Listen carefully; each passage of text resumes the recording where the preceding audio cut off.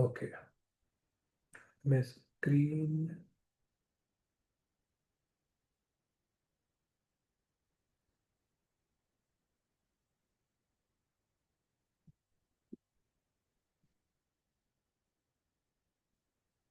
I hope आपको screen दिख रही होगी। स्क्रीन दिख रही है ना सबको? कोई अनम्यूट करके एक बार बता दो। Yes, visible. ओके, तो हम लोगों ने हाँ यहाँ, भैया, दिख रहा है।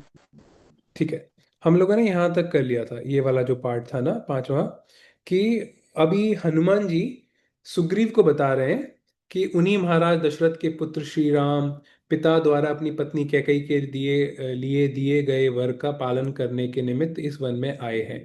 तो थोड़ा सा बता रहे हैं, अभी हम आगे का पढ़ते हैं। छठवां जो है, महात्मा श्री राम मुनियों की भांति नियम का पालन करते हुए दंडकारण्य में निवास करते थे। ये दंडकारण्य फॉरेस्ट का नाम था। एक दिन रावण ने आकर सूने आश्रम से इनकी पत्नी सीता का अपहरण कर लिया। उन्हीं की खोज में आपसे सहायता लेने के लिए ये आपकी शरण में आए हैं। ठीक है, हनुमान जी सुग्रीव को बोल रहे हैं कि आपकी शरण में आए। ये दोनों भाई श्री राम और लक्ष्मण आपसे मित्रता करना चाहते हैं। आप चलकर इन्हें अपनावें और इनका यथोचित सत्कार करें, क्योंकि ये दोनों ही वीर हम लोगों के लिए परम पूजनीय हैं।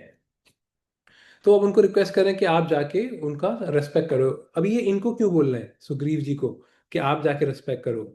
वो इसलिए बोल रहे हैं कि एक तरह से इस एरिया का जो राजा है या एक तरह से मालिक है वो कौन है? सुग्रीव है ना। हनुमान जी तो सुग्रीव के दास है। तो जब हम अगर किसी नए किंगडम में जा रहे हैं, नए राज्य में जा रहे हैं, तो उस राज्य का जो मालिक होता है, जब वो हमको आके ग्रीट करता है, हमको आके मिलता है, रेस्पेक्टफुली हमसे बात करता है, तो वो एक रेस्पेक्ट का साइन होता है। अभी आप ऐसे सोचिए, जैसे इंडिया का प्रधानमंत्री वो ब्रिटेन के प्रधानमंत्री से मिलने जाता है, ब्रिटेन में जाता है, तो उसका प्रधानमंत्री आएगा तो रेस्पेक्ट मानी जाएगी ना। अभी ब्रिटेन का ही कोई छोटा मोटा व्यक्ति आके प्रधानमंत्री का आदर सत्कार करे, हमारे भारत के प्रधानमंत्री का, तो प्रॉपर नहीं माना जाएगा। प्रॉपर तब माना जाएगा जब जिस जगह पे जा रहे हो वहां का मालिक आके आपकी रिस्पेक्ट करे। तो यहाँ से एक लेसन हम ये भी ले सकते हैं कि कई बारी अ, हम लोगों के जैसे घरों पे, या जब हम लोग अपनी कंपनियों में काम कर रहे होते हैं, तो कोई एक बहुत बड़ा किसी दूसरी कंपनी का सपोज करो सीईओ या मैनेजर या कोई कोई एक बड़ा व्यक्ति अगर हमसे मिलने आ रहा है या हमारी फैमिली से या हमारी कंपनी से मिलने आ रहा है, तो हमको भी ये वी शुड मेक श्योर कि हम वो जो सामने वाला बंदा आ रहा है उसकी जो पोजीशन है उसके हिसाब से हम भी अपनी कंपनी का या अपनी फैमिली का जो सबसे सीनियर मोस्ट पर्सन है उससे उनकी बात करवाएं, उससे उनको मिलवाएं। फॉर एग्जाम्पल, आप सपोज करो मंदिर में हो और कोई बहुत सीनियर व्यक्ति आया है, बहुत बड़ा बिजनेसमैन है या हो सकता है बहुत बड़ा कोई नेता हो या कुछ हो, तो वो कोई इतना बड़ा पोजीशन का कोई बंदा आया है तो हमको भी कोशिश करनी चाहिए अगर हम मंदिर में हैं, तो ये मंदिर की जो हाईएस्ट ऑथोरिटी है, जो भी एक ऊंची ऑथोरिटी, उससे उनकी भेंट करवाएं। तो ये वाले व्यक्ति के हृदय में हम ज्यादा इन्फ्लुएंस कर सकते हैं उसको। तो ये एक लेसन है हम लोगों के लिए। तो आपको आप देखोगे कि यहाँ पे ये जो डीलिंग्स हो रही है ना रामायण में, यहाँ से हमको कई सारे वो लेसन मिलते हैं जो हम डे टू डे अपनी लाइफ में अप्लाई कर सकते हैं। ठीक है, तो ये गेस्ट रिसेप्शन के लिए एक बहुत अच्छा वो है लेसन। अब उसके बाद हनुमान जी का यह वचन सुनकर वानरराज सुग्रीव स्वेच्छा से अत्यंत दर्शनीय रूप धारण करके श्री रघुनाथ जी के पास आए और बड़े प्रेम से बोले। यहाँ एक और बहुत अच्छी लेसन मिलता है हमको। सुग्रीव चाहते तो जैसे बैठे थे वो वैसे उठ के वहां से चल के राम लक्ष्मण के पास मिलने आ सकते थे, लेकिन नहीं, उन्होंने अपने आप को बहुत प्रॉपरली ड्रेसअप किया। मतलब अच्छे से जो भी है कपड़े पहनना या जो भी है अपना एक तरह से अपने आप को एक प्रॉपरली प्रेजेंटेबल बनाने के लिए उन्होंने कोशिश किया। तभी तो लिखा है स्वेच्छा से, अपनी खुद की इच्छा से। हनुमान जी ने उनको नहीं बोला कि भाई आप तो प्रॉपरली थोड़ा तैयार वैयार हो जाओ भाई, राम भगवान से मिलोगे। खुद से अपनी इच्छा से वो अत्यंत दर्शनीय रूप धारण करके थोड़ा सा अपने आप को वेल प्रेजेंटेबल टाइप का बनाने के लिए। तो हमको भी ऐसे ही करना चाहिए। कभी हम किसी से मिल रहे हैं, भाई हमारे घर वाले हैं तो ठीक है, हम जैसे हैं इट्स फाइन, जो भी पहने हुए हैं, भले ही सो के उठे हैं, बाल ऐसे ऐसे हो रहे हैं, लेकिन अगर कोई ऐसे कोई किसी दूसरी ऑर्गेनाइजेशन का कोई रिप्रेजेंटेटिव अगर आया है, तो हमको भी बड़ा वेल प्रेजेंटेबल होना चाहिए। तो यहाँ पे इसी की बात कर रहे हैं। प्रभु, आप धर्म के विषय में भली भांति सुशिक्षित, परम तपस्वी और सब पर दया करने वाले हैं। पवन कुमार हनुमान जी ने मुझसे आपके यथार्थ गुणों का वर्णन किया है। तो अब सुग्रीव जी पहुंच गए राम और लक्ष्मण के पास, और वो वहां पे अब राम लक्ष्मण जी को बोल रहे हैं। ये वाला जो स्टेटमेंट है, सुग्रीव बोल रहे हैं राम लक्ष्मण से, आप धर्म के विषय में भली भांति सुशिक्षित हैं, परम तपस्वी और सब पर दया करने वाले हैं। पवन कुमार हनुमान जी ने मुझसे आपके यथार्थ गुणों का वर्णन किया है। भगवान, मैं वानर हूं और आप नर हैं। मेरे साथ जो आप मैत्री करना चाहते हैं, इसमें मेरा ही सत्कार है और मुझे ही उत्तम लाभ प्राप्त हो रहा है। देखो, ये रामायण में कई जगह पे वाली चीज आती है। तो ह्यूमंस को क्या बोलते हैं, ये वाली जैसे हम लोग हैं, इसमें नर बोलते हैं हमको। मतलब एक तरह से कलेक्टिवली देखा जाए तो स्त्री और पुरुष दोनों को मिला के भी कई बार अगर हम घोषित करना चाह रहे हैं या उनको एड्रेस करना चाह रहे हैं तो नर शब्द का यूज कर लेते हैं। अभी वानर, वानर का मतलब होता है वो जो कि नर नहीं है। वा मतलब नो, नर मतलब नॉट अ नर, नॉट अ ह्यूमन। तो वानर, अब जब ह्यूमन नहीं है तो क्या है, अब वो कुछ भी हो सकते हैं। वो भालू भी हो सकते हैं, बंदर भी हो सकते हैं, कुछ भी हो सकते हैं, वानर। लेकिन जो हमारे रामायण में ज्यादातर आते हैं वानर, वो सारे के सारे ज्यादातर मंकी वाले उसमें रहते हैं। भालू वाले भी कुछ कुछ रहते हैं। तो ये जब इनकी सेना जाएगी ना, सुग्रीव की सेना आगे कुछ अध्यायों में आएगी, तब आप वहां पे देखोगे अलग अलग वैरायटी के, कि उसका साइज इतना है, वो इस वाली प्रजाति का है, वो इस वाली प्रजाति का है। लेकिन जनरली वो सब वानर कैटेगरी में आ जाते हैं। तो अभी ये सुग्रीव बोल रहे हैं कि आप तो नर हो और मैं वानर हूं। तो और लेकिन आप मुझसे मित्रता करने आए हो, आप मेरी फ्रेंडशिप आप लेने आए हो। तो ये तो एक तरह से ना मेरे लिए बहुत बड़ी बात है। आपका बड़प्पन है जो आप मुझसे हेल्प लेने आए हो, जबकि आप नर हो। और नर यानी ह्यूमंस जो है वो हाईएस्ट कैटेगरी के माने जाते हैं ना, कुछ भी कार्य करने में एनिमल से तो ऊंचे ऊंचे कंसीडर किए जाते हैं ना। तो सुग्रीव उस चीज को बोल रहे हैं कि इसमें मेरी ही भलाई है। यदि मेरी मैत्री आपको पसंद हो तो मेरा यह हाथ फैला हुआ है, आप इसे अपने हाथ में ले लें और परस्पर मैत्री का अटूट संबंध बना रहे, इसके लिए स्थिर मर्यादा बांध दें। तो जैसे हम लोग शेक हैंड करते हैं ना, दो लोग जब मिलते हैं आपस में तो हाथ मिलाते हैं।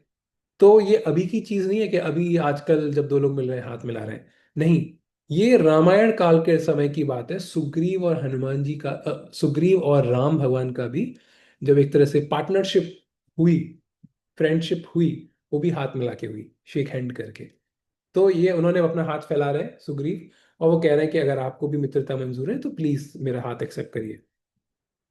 सुग्रीव का यह सुंदर वचन सुनकर भगवान श्री राम का चित्त प्रसन्न हो गया। उन्होंने अपने हाथ से उनका हाथ पकड़कर दबाया और सौहार्द का आश्रय ले बड़े हर्ष के साथ शोक पीड़ित सुग्रीव को छाती से लगा लिया। तो राम भगवान बहुत ही प्रसन्न हो जाते हैं सुग्रीव के इस एटीट्यूड से, सुग्रीव के इस बिहेवियर से। और फिर उनका हाथ पकड़ लेते हैं, और हाथ पकड़ के, जैसे हम कई बार कहते हैं ना, हाथ को पकड़ के प्रेम से थोड़ा सा ऐसे प्रेस करते हैं, तो ऐसे हाथ को प्रेस करके और फिर उनसे गले मिलते हैं सुग्रीव से। तो अब आप सोचिए, भगवान अगर किसी को अपने गले लगा लेते हैं तो फिर तो उसका भला ही हो गया एक तरह से। तो यहाँ पे राम भगवान शोक पीड़ित सुग्रीव को, देखो ये वर्ड बहुत इंपॉर्टेंट है। ये सुग्रीव जो अभी शोक पीड़ित है, जो अभी शोक से ग्रस्त है, जो अभी परेशान है शोक की वजह से, क्या क्या शोक है उसे, उसके बड़े भाई ने परेशान कर रखा है, उसकी वाइफ को किडनैप कर रखा है, और उसका मतलब केवल वो इसी जगह पे रह सकता है, यहाँ जगह से बाहर निकलता है तो उसका भाई उसको मारता पीटता है। तो इस तरह से शोक पीड़ित सुग्रीव यहाँ पे जो शोक पीड़ा वाले हैं, कुछ समय के बाद, क्योंकि राम भगवान ने अब इनको अपना लिया है, राम भगवान ने अब इनके साथ फ्रेंडशिप कर ली है, इसलिए इनकी शोक और इनकी पीड़ा खत्म हो जाएगी कुछ समय के बाद, जो कि हम आगे के अध्यायों में देखेंगे। अब देखो, बड़ा अच्छा श्लोक है। ततो हनुमान संतज्य भिक्षु रूपम रूपमरिंदमः काष्ठयोः स्वेन रूपेण जनियामास पावकम। सुग्रीव के पास जाने से पूर्व हनुमान जी ने पुनः भिक्षु रूप धारण कर लिया था। श्री राम सुग्रीव की मैत्री के समय शत्रु दमन हनुमान जी ने भिक्षु रूप को त्याग कर अपना स्वाभाविक रूप धारण कर लिया और दो लकड़ियों को रगड़कर आग पैदा की। तो सीक्वेंस क्या है? स्टार्टिंग में सुग्रीव हनुमान जी से बोलते हैं कि इन दोनों को देख के आओ कि कौन है ये। हनुमान जी जो कि नॉर्मल वानर के रूप में है, एक तरह से बंदर के रूप में है, वो अपना भेष बदल लेते हैं साधु के रूप में, एक भिक्षु तपस्वी के रूप में, और वो जाते हैं राम लक्ष्मण के पास। अभी राम लक्ष्मण से बात करने के बाद, उनको अपना इंट्रोडक्शन देने के बाद, फिर वो उनको बताते हैं मैं एक्चुअली में वानर हूँ। वो फिर दोबारा से अपने वानर रूप में आ जाते हैं। उस वानर रूप में वो राम और लक्ष्मण को अपने कंधे पे बिठा के फिर ऊपर आ जाते हैं ऋषिमुख पर्वत पे। उस पर्वत की एक चोटी पे राम लक्ष्मण को एक जगह पे बिठा देते हैं। उसका फिर से रूप बदल के वो जाते हैं इनके पास, सुग्रीव के पास। और अब सुग्रीव से बात करने के बाद, अब वो देखते हैं कि सुग्रीव यहाँ से गए राम लक्ष्मण के पास और उनसे हाथ मिला रहे हैं राम भगवान से। इस दौरान हनुमान जी, जो कि अभी भिक्षु रूप में थे, वो फिर दोबारा से अपने ओरिजिनल वानर रूप में आते हैं। है ना? सुग्रीव के पास जाने से पूर्व हनुमान जी ने पुनः भिक्षु रूप धारण कर लिया था। तो अब वो श्री राम सुग्रीव की मैत्री के समय शत्रुघ्न हनुमान जी ने भिक्षु रूप को त्याग दिया, अपना ये वाला जो भिक्षु रूप था त्याग दिया, अपने स्वाभाविक रूप धारण कर लिया वानर वाला, और फिर दो लकड़ियों को रगड़कर आग पैदा की। अब वो इस आग से क्या करेंगे ये हम आगे देखते हैं। ये कितना इंपॉर्टेंट पॉइंट हम लेसन सीखने वाले हैं अभी आगे वाले श्लोक में, देखिए। तत्पश्चात उस अग्नि को प्रज्वलित करके उन्होंने फूलों द्वारा अग्निदेव का सादर पूजन किया। फिर एकाग्रचित हो श्री राम और सुग्रीव के बीच में साक्षी के रूप में उस अग्नि को प्रसन्नता पूर्वक स्थापित कर दिया। हनुमान जी ने क्या किया? पहले तो उस दो लकड़ी को रगड़ के जो चिंगारी पैदा हुई, उससे आग पैदा हुई। उस आग को, यानी वो लकड़ी जलने लगी। अभी वो एक अग्निदेव है। अभी अग्निदेव यहाँ पे आए हैं, तो उनको रिस्पेक्ट करने के लिए उन्होंने कुछ फूलों से उनका आदर सत्कार किया। और फिर उसके बाद उस अग्नि को एक तरह से साक्षी बना के, किसके साथ, किसके बीच में साक्षी? राम और सुग्रीव की मित्रता के बीच में साक्षी। उस अग्नि को उन्होंने बीच में स्थापित किया। इसके बाद सुग्रीव और श्री रामचंद्र जी ने उस प्रज्वलित अग्नि की प्रदक्षिणा की और दोनों एक दूसरे के मित्र बन गए। ये है इंपॉर्टेंट पॉइंट।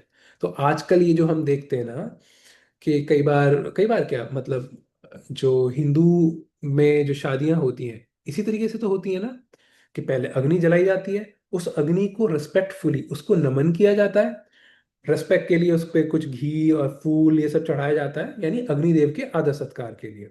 और उसके बाद फिर उस अग्नि को साक्षी मान के, फिर जो दो लोग पार्टनरशिप बोलेंगे या फ्रेंडशिप बोलेंगे, या फिर जो भी उनका एक पति पत्नी वाला रिलेशनशिप में जो एंटर कर रहे हैं, अब उसके साक्षी अग्नि को बना के फिर वो प्रदक्षिणा करते हैं। तो ये चीज किसी भी एक बॉन्ड को, किसी भी एक रिश्ते को स्ट्रांग बनाने के लिए, ये वाला जो एक प्रक्रिया है, वो अभी की नहीं है, रामायण के समय की चीज है। और सुग्रीव और श्री राम ने इस चीज को किया था। और इसमें बीच में इसको फैसिलिटेट, इसको किसने हेल्प किया था इस चीज को करने के लिए? हनुमान जी ने। है ना? तो ये बहुत इंपॉर्टेंट है। इसलिए आजकल के टाइम पे जो शादियां होती हैं, तो शादियों में भी जो सबसे इम्पोर्टेंट जो चीज़ होती है ना, वो ये वाली चीज़ होती है, हमारी शास्त्रों के अगर अनुसार देखा जाए, कि अग्निदेव को साक्षी मान के उसके अराउंड प्रदक्षिणा करना। बाकी की और जो भी चीज़ें होती हैं, वो सारा का सारा आ, मतलब एक्स्ट्रा है, अपने हिसाब से कोई कुछ भी करता है, but this is the most important point. ठीक है? फिर इससे उन वानरराज तथा श्री रघुनाथ जी दोनों के हृदय में बड़ी प्रसन्नता हुई। वे एक दूसरे की ओर देखते हुए तृप्त नहीं होते थे। दोनों बहुत खुश हो रहे हैं, सुग्रीव और श्री राम, और एक दूसरे को देख के बड़े प्रसन्न हो रहे हैं। एक तरह से ऐसा सोच रहे हैं कि जैसे कि उनका काम हो गया। और अगर आप एक चीज देखेंगे, यहाँ पे जो अग्नि को साक्षी मान के जो प्रदक्षिणा ली गई है, ये इतना स्ट्रांग बॉन्ड है, आखिर तक ये बॉन्ड टूटेगा नहीं। इन दोनों की जो फ्रेंडशिप हुई है, राम और सुग्रीव की। अब इनफैक्ट कई आगे के कई श्लोक में राम भगवान कहेंगे, अब सुग्रीव मेरे भाई के समान है, जैसे लक्ष्मण मेरे लिए वैसे सुग्रीव है। लेकिन आजकल के टाइम पे कई बार ऐसा देखा गया है ना, कि अग्नि के अराउंड प्रदक्षिणा लेके हम लोग शादी करते हैं, लेकिन उसके बाद फिर डाइवोर्स हो जाता है। वो वो छूट जाता है, उसके अलग अलग रीजंस हो सकते हैं। हम ये नहीं कह रहे कि वो ऐसे डाइवोर्स हो रहा है वो सही हो रहा है गलत हो रहा है, उसकी बात नहीं हो रही। बात ये हो रही है कि पहले के टाइम पे रामायण काल में ये जो चीज़ हुई है ना, ये प्रदक्षिणा के बाद ये एंड तक चलेगी। आप देखोगे जब बाद में रावण मर भी जाएगा ना, उसके बाद भी ये इन दोनों का फ्रेंडशिप बहुत स्ट्रांग रहने वाला है और बहुत अच्छे से हम आगे पढ़ेंगे। उस समय सुग्रीव ने श्री रामचंद्र जी से प्रसन्नतापूर्वक कहा, आप मेरे प्रिय मित्र हैं, आज से हम दोनों का दुख और सुख एक है। देखो ये ना एक प्रिय दोस्त जो आपस में जो एक प्रॉपर जो बॉन्ड होता है ना, दो दोस्त इस तरह के होने चाहिए कि भाई सुख में सुखी और दुख में दुखी। सामने वाला दोस्त अगर परेशान है तो भाई मैं भी परेशान हूँ, और वो खुश है तो मैं भी खुश। तो ये जो है ना, ये वाला चैप्टर में आपको कई सारे पॉइंट्स मिलेंगे एक अच्छी फ्रेंडशिप निभाने के लिए, एक अच्छी फ्रेंडशिप मेंटेन करने के लिए। ये सारे पॉइंट्स हैं। अगर हमारा दोस्त परेशान है तो हमको अपना जो भी बेस्ट है वो कोशिश करनी चाहिए कि हम अपना बेस्ट देके उसकी परेशानी को थोड़ा कम कर सकें। इंग्लिश में एक कहावत भी है ना, a friend in need is a friend in deed. जो मुश्किल में हमारी हेल्प कर सके वो दोस्त है एक्चुअल। तो सुग्रीव इस बात को बोल रहे हैं कि आप मेरे प्रिय मित्र हैं, आज से हम दोनों का दुख और सुख एक है।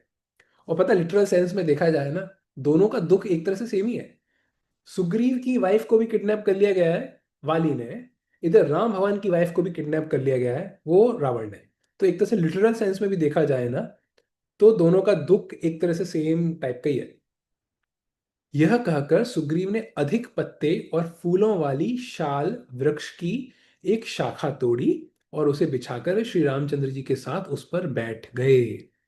सुग्रीव ने क्या किया, ये बात हुई ये राम भगवान के साथ, इतनी सब बात होने के बाद उन्होंने पास में ही एक शाल वृक्ष जो था उसका एक एक तना टाइप का एक थोड़ी सी डाल तोड़ी जिसमें बहुत सारे पत्ते थे। भाई ये वानर बंदर ये सब हैं, अभी ये कहाँ से गद्दा वो सब तो लाएंगे नहीं ना, कुर्सी वुर्सी बिठाने के लिए सोफा।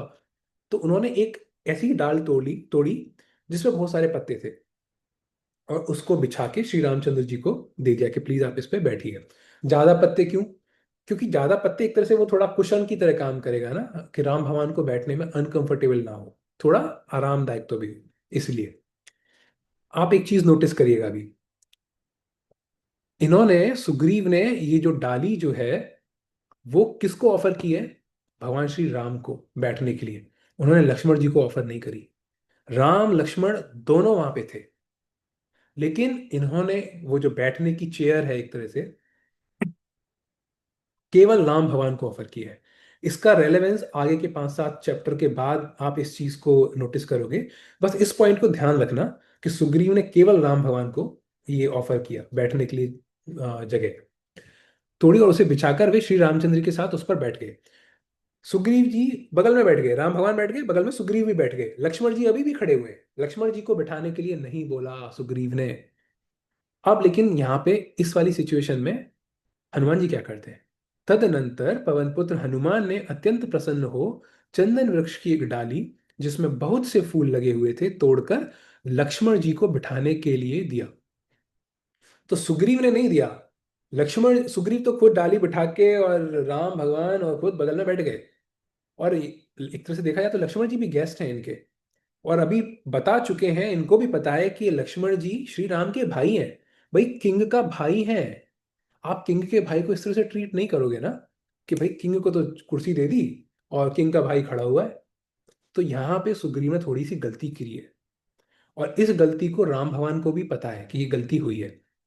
लेकिन हनुमान जी एक बहुत ही सुलझे हुए वो हैं जिनको आगे का सब समझ में आता है।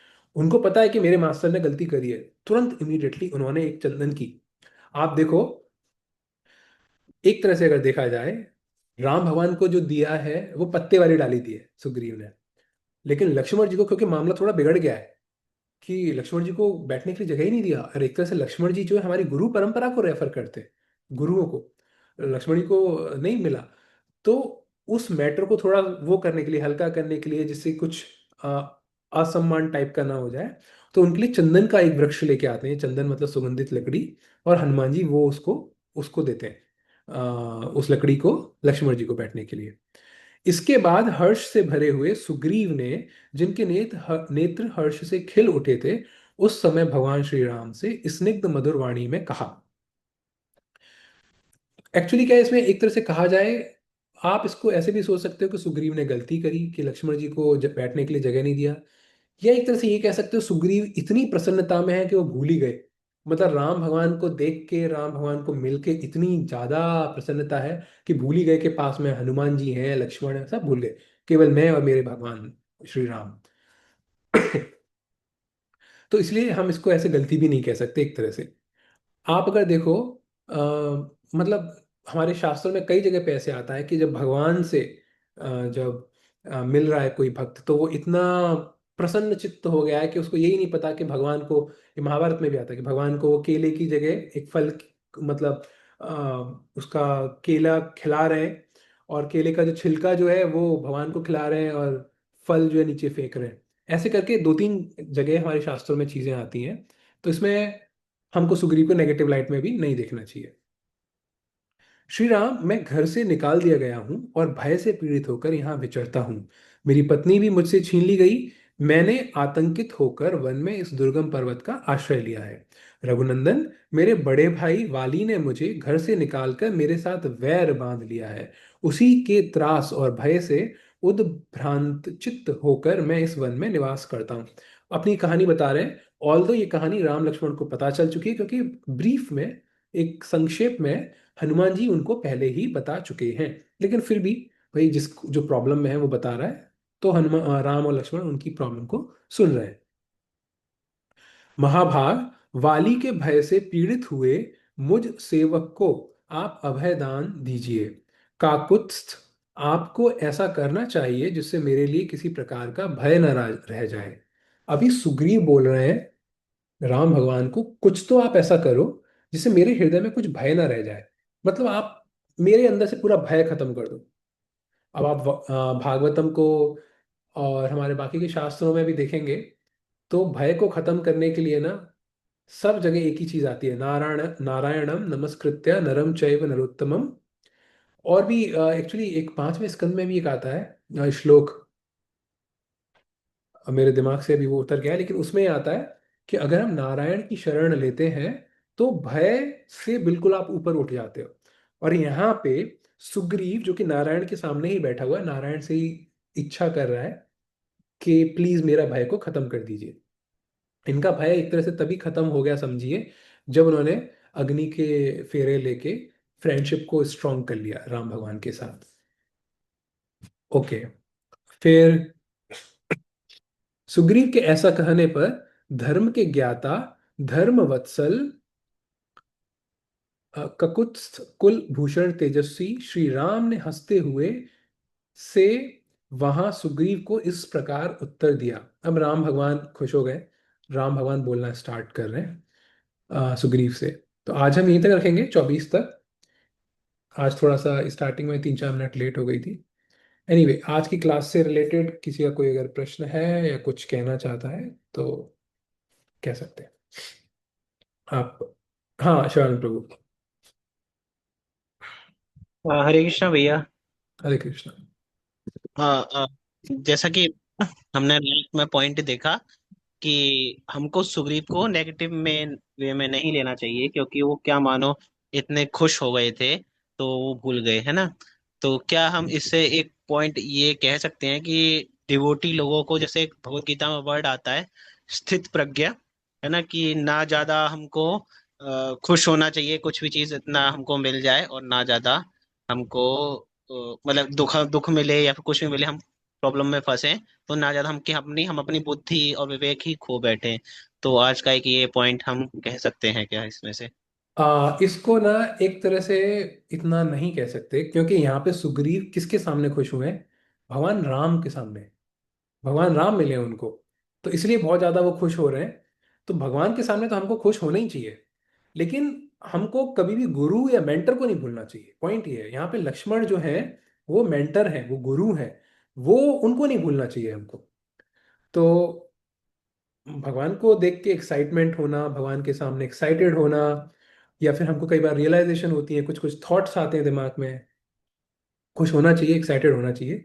लेकिन लेकिन हमको हमेशा अपने गुरु या जो भगवान के जो एसोसिएट्स हैं बेसिकली, यानी भगवान और भगवान के एसोसिएट्स दोनों के प्रति आपका सेम लेवल का उत्साह होना चाहिए।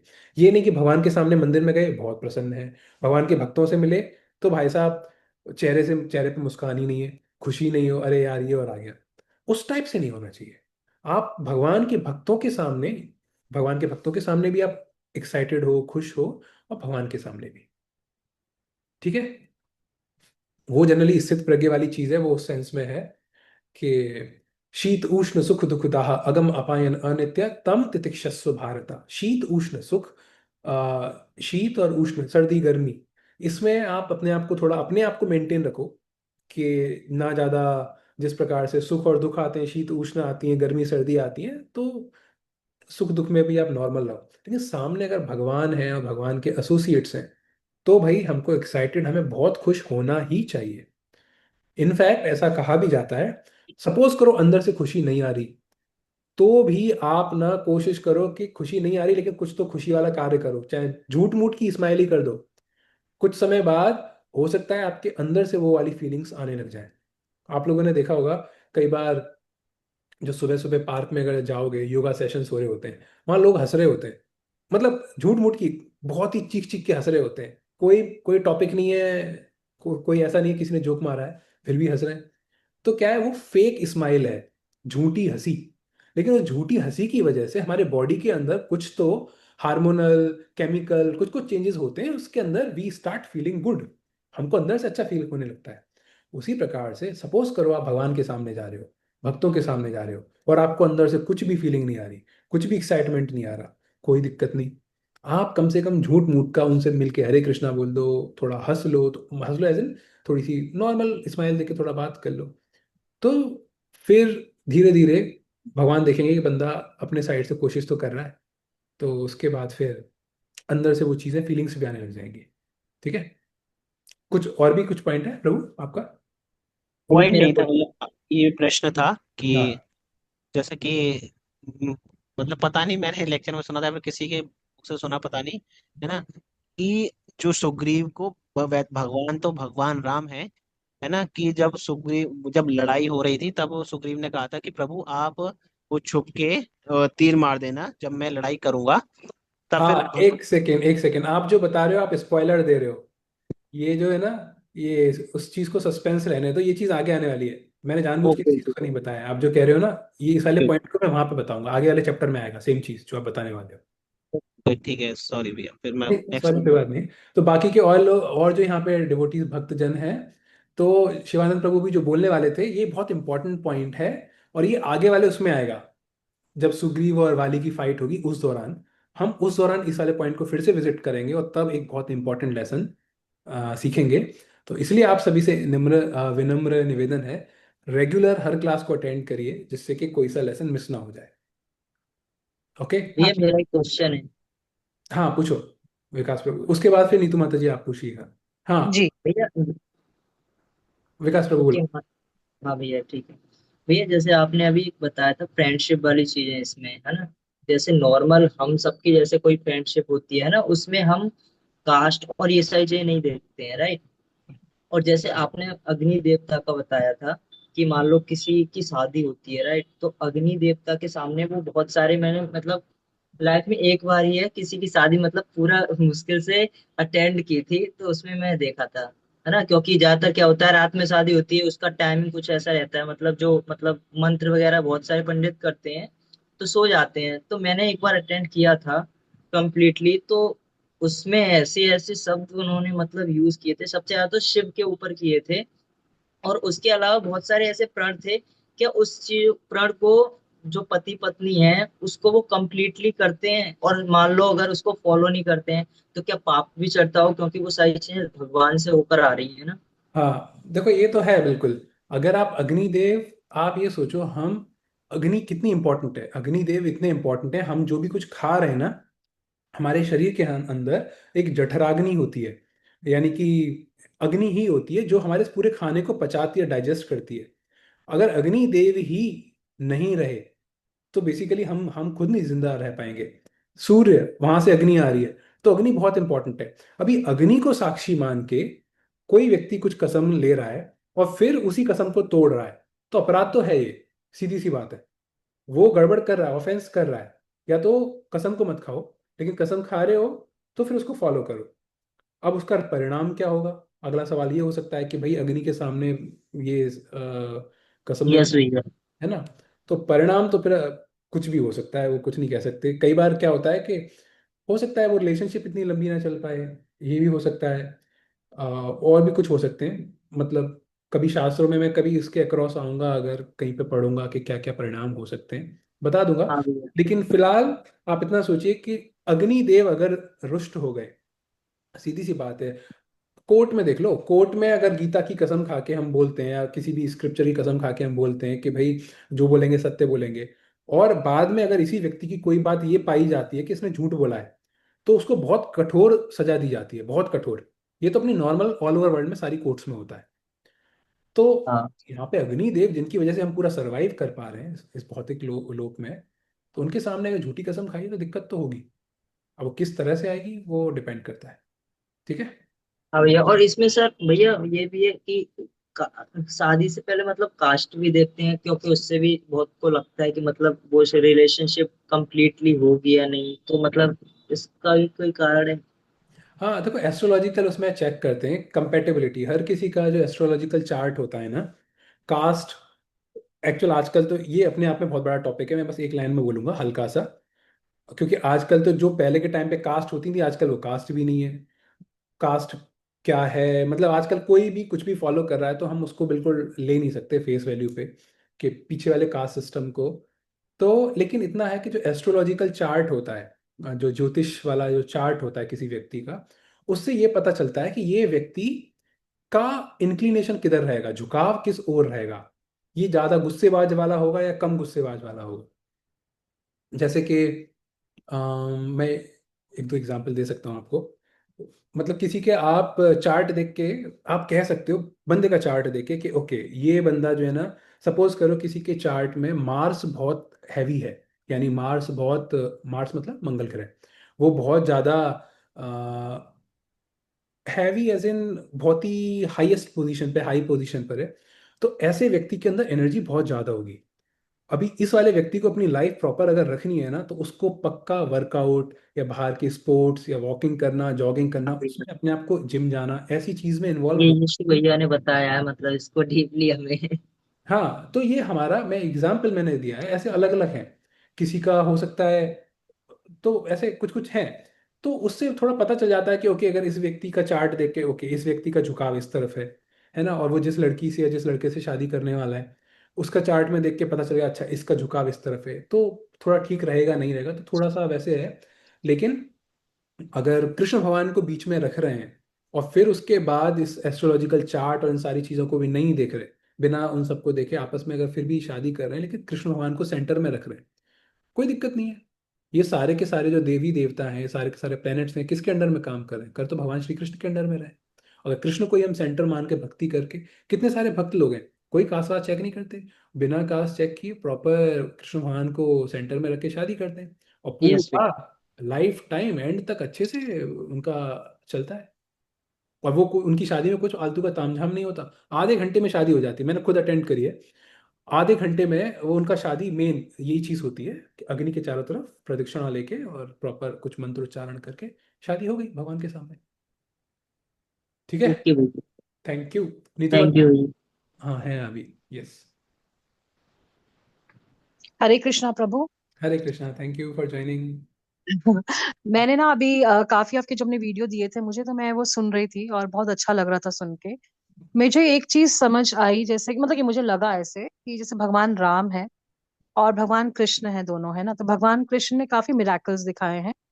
जैसे भगवान राम ने अपनी पीड़ा भी बताई है लक्ष्मण जी को, है ना, यस। जैसे उनको दुख और संवेदना हो रही है, बहुत ही क्षत्रिय भी है वो, सूर्यवंशी भी है, और फिर भी एक आम इंसान की तरह, मतलब है ना, जैसे हम लोग हैं जब हम दुख होते हैं तो हम उसे एक्सप्रेस कर पाते हैं, हमें लगता है भगवान नहीं कर पाएंगे, वो क्षत्रिय हैं। लेकिन मुझे ऐसा लगा कि शायद भगवान राम जैसे रामायण में बिल्कुल भी उनको ज्ञात नहीं है कि वो एक्चुअली भगवान विष्णु के स्वरूप है ना, और वो कोई मिराकल नहीं कर रहे हैं, वो एक स्ट्रैटेजी के साथ अपनी पत्नी को ढूंढ रहे हैं, है ना, उनको ये नहीं पता कि वो कहाँ है। So was it like actually like that, और ये रामायण में से लिखा गया है? कि लाइक आप ओके। देखो ना, कृष्ण भगवान ने तो कहा कि मैं हूँ, मैं ही सब कुछ हूँ, है ना, मेरे हम्म। से आगे बढ़कर कोई है नहीं। उनको ये पूरा ज्ञात था। हम्म। कलिंगा स्नेक को मारना, इन्होंने भी मतलब कि पूतना को मारा है, नो, कालिया। हमें कालिया। पूतना को विष्णु ने मारा है। हम्म। और जो भी ताड़का थी राक्षसी, उनको मारा है। और वो पत्थर छूकर अहल्या माता को फिर से उनकी प्रतिमा को, मतलब कि वो औरत को जिंदा किया है उन्होंने, महिला को। तो फिर भी उनको ज्ञान नहीं था कि वो भगवान स्वरूप है। But he looked very normal to me. उनको जो संवेदना हो रही है वो बता रहे हैं हर चीज के बारे में। तो ये मुझे आपको जानना था कि ये सच था ऐसे, और हम्म। एक, या समथिंग लाइक दैट। हाँ, ओके। बहुत अच्छा प्रश्न है। एक बार मैं ये वाला इस क्वेश्चन को रिपीट कर देता हूँ औरों के लिए भी। तो हम्म। माता जी का प्रश्न प्रश्न ये है कि हम्म। भगवान यहाँ पे इतना नॉर्मली बिहेव कर रहे हैं, जैसे एक नॉर्मल इंसान जैसे बिहेव करता, वैसे हम्म। बिहेव कर रहे हैं यहाँ पे। जबकि कृष्ण भगवान के केस में अभी स्टार्टिंग ही 6 दिन के हैं, पूतना मार दी। कुछ दिन हम्म। बाद 7 साल के हैं, इतना बड़ा गोवर्धन पर्वत अपने उल्टे हाथ की छोटी उंगली पे उठा दिया। और भी जी। पता नहीं क्या क्या काम किए। तो देख के पता चल रहा है कि ये व्यक्ति तो कुछ तो मैजिक कर रहा है, कृष्ण भगवान, हम्म। है ना। जी। लेकिन राम भगवान के केस में ना हमको पता ही नहीं चल रहा कि भगवान है या नॉर्मल इंसान है। और हम्म। आप ये चीज नोटिस करोगे, केवल पूरी रामायण में केवल 2-3 ऐसे एपिसोड्स आएंगे, केवल 1-2 एपिसोड्स, जहां पे ये आपको लगेगा कि हाँ भाई ये तो भगवान ही है। अदरवाइज हम्म। बाकी सब जगह वो नॉर्मल ह्यूमन की तरह ही बिहेव कर रहे हैं राम भगवान। मतलब एक क्षत्रिय सूर्यवंशी राजा की तरह। हाँ, Like एक। Yes. meeting Hanumanji, he's getting more people collected, trying to find Sita ji.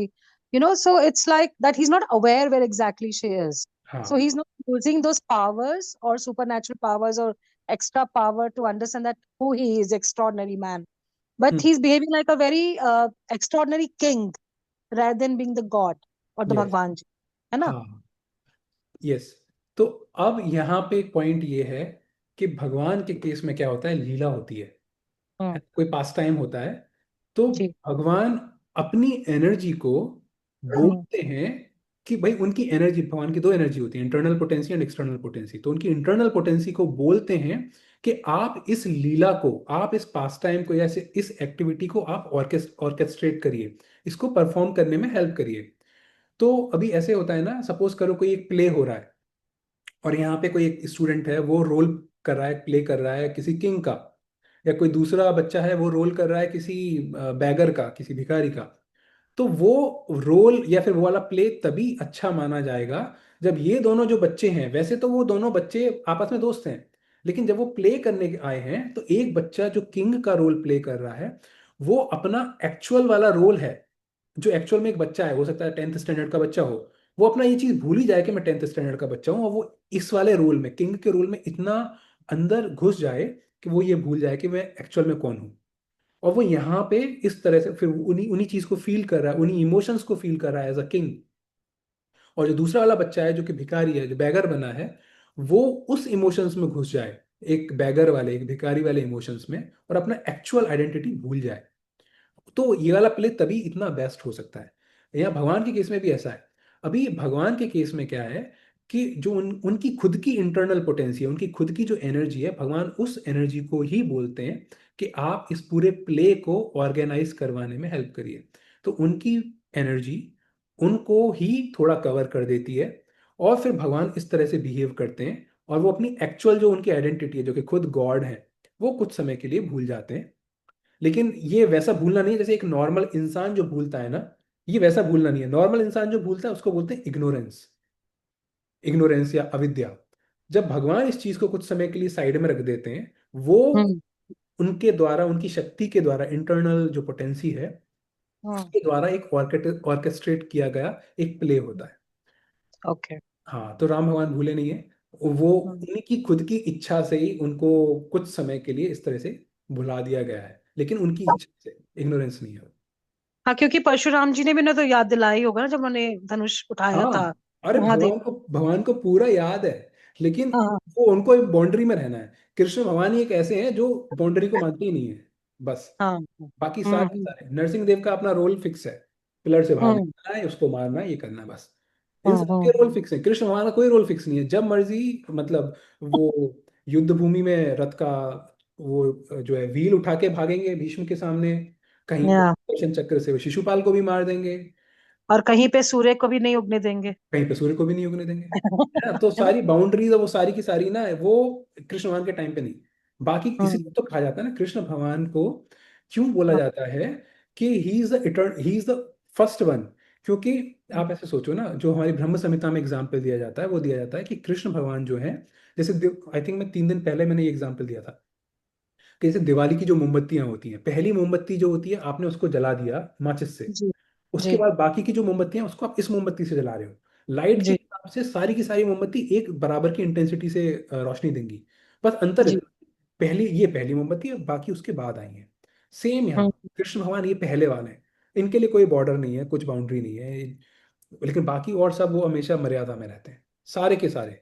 Vyasdev को देखो, व्यासदेव भी कृष्ण भगवान के अवतार कहे जाते हैं, लेकिन उन्होंने केवल एक काम किया, मेन काम। हम्म और भी काम थे, हम्म, मेन काम था उनका क्या, शास्त्रों को लिखना, बस। लिख- इसके अलावा आपने कहीं ये नहीं देखोगे कि वेद व्यास कहीं मारा धाड़ी कर रहे हैं, किसी राक्षस को मार दिया, वो कर दिया ना।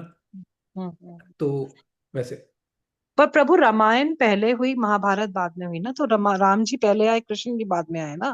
तो हाँ युगों की जो है, जैसे त्रेता युग और द्वापर युग हुआ, हाँ तो तो कृष्ण भगवान को राम जी के बारे में, या द्वापर युग में भगवान राम का कोई मेंशन है ऐसा, मतलब कि भागवतम में या कहीं पे भी हाँ जहाँ हाँ मेंशन हो, या सीता माँ का मेंशन हो, या रावण का हो।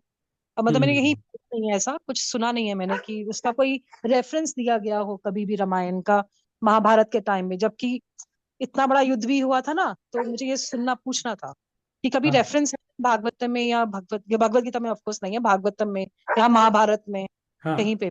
हाँ। तो आपका सवाल ये है कि रामायण पहले हुई, राम भगवान जी वाले एपिसोड पहले हुए, महाभारत जी। बाद में हुई, तो महाभारत में क्या रामायण का वो आता है जिक्र? हाँ। यस आता है। तो ओके। जब जब ये मैं थोड़ा सा रेफरेंस बताता हूँ डिटेल में, फिर वो मुझे निकाल के श्लोक दे बताने पड़ेंगे, बट मैंने भी पढ़ा है, वो है कहाँ पर है मैं बताता हूँ। जब भगवत गीता जस्ट बताई जा रही है ना, मतलब कृष्ण भगवान अभी अर्जुन को बोलने वाले हैं, उस दौरान वहां पे एक जगह आता है कि अर्जुन के रथ के ऊपर जो ध्वजा है, उस ध्वजा पे हनुमान जी बैठे हाँ हैं। जी हाँ जी हाँ जी हाँ उस जी। जगह पे वहीं उसी की तरफ कई सारे श्लोक हैं, वहां पे ये वाली चीज आती है कि मतलब उसी के रेफरेंस में कहीं पे, कि हनुमान जी जब पहले राम भगवान के साथ ही, सेम हनुमान जी ने जब राम हाँ भगवान के साथ थे, तब उस वाले युद्ध को जितवाने में हेल्प किया था रावण के साथ। अभी फिर से हनुमान जी हैं यहाँ पे कृष्ण भगवान के साथ, तो फिर से ये युद्ध तो पक्का जीतने वाले हैं, मतलब अर्जुन ही जीतने वाला है। तो यहाँ, भगवत रेफरेंस है। Yes yes. हाँ ये रेफरेंस, बहुत सारे रेफरेंस हैं इनफैक्ट। मैं आपको बाद में कुछ ढूंढ के भी दे दूंगा, उसमें 1 लाख श्लोक है ना, तो उसमें ढूंढना थोड़ा सा हाँ। मुश्किल होता है। बट यस, मुझे कुछ ऐसा रहेगा तो मैं आपको, और अगर आपको एक बार रेफरेंस में भागवतम से दे सकता हूँ।